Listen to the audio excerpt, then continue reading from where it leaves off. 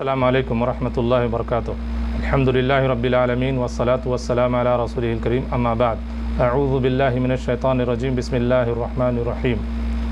8 مصیبتوں سے نجات حاصل کرنے کی دعا، بڑی جامع دعا آپ کے سامنے پیش کرنے جا رہے ہیں، ذرا غور سے سنیے گا، اس لیے کہ ہمیں عام طور پر دعاؤں کا اہتمام کرنا چاہیے۔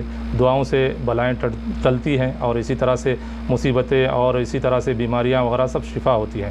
اللہ کے نبی صلی اللہ علیہ وسلم نے ہمیشہ دعاؤں کا اہتمام کیا ہے، اور اس دعاؤں کی برکت یہ ہے کہ اس سے آدمی جو ہے بہت سارے حادثات سے، بہت سارے بیماریوں سے، بہت ساری جو ہے پریشانیوں سے، تکلیفوں سے دور ہو سکتا ہے آدمی۔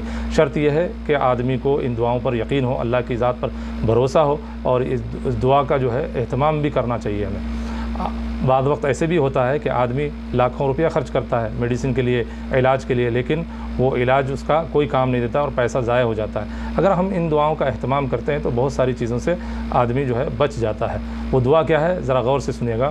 8 مصیبتوں سے نجات حاصل کرنے کی دعا۔ بسم اللہ الرحمن الرحیم۔ اللہم انی اعوذ بک من الہم والحزن والعجز والکسل والجبن والبخل وضلع الدین وغلبۃ الرجال۔ صحیح بخاری کی روایت ہے، اللہ کے نبی صلی اللہ علیہ وسلم نے اس حدیث کے اندر فرمایا، 6369 حدیث ہے، ترجمہ اس کا یہ ہے: اے اللہ میں تیری پناہ مانگتا ہوں، اے اللہ میں تیری پناہ مانگتا ہوں۔ سب سے پہلے تو میں اللہ کی پناہ مانگنا چاہیے ہر چیز کے معاملے میں۔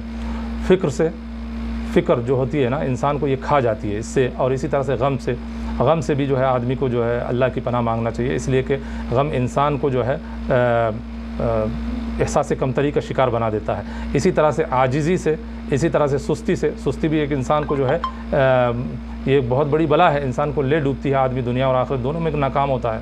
اسی طرح سے بزدلی سے آدمی جو ہے نڈر ہونا چاہیے، نہ کہ ڈرپوک اور بزدل ہونا چاہیے، بلکہ نڈر ہونا چاہیے۔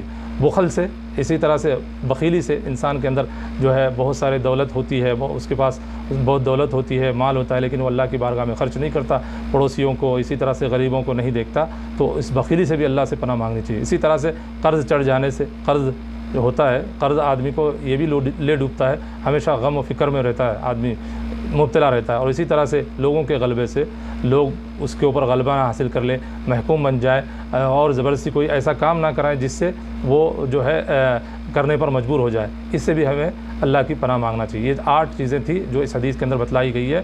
اللہ رب العالمین سے دعا ہے کہ اللہ رب العالمین ہمیں اپنی پناہ میں لے لے، اور ان 8 چیزوں سے ہمیں محفوظ رکھے، اور ان 8 چیزوں سے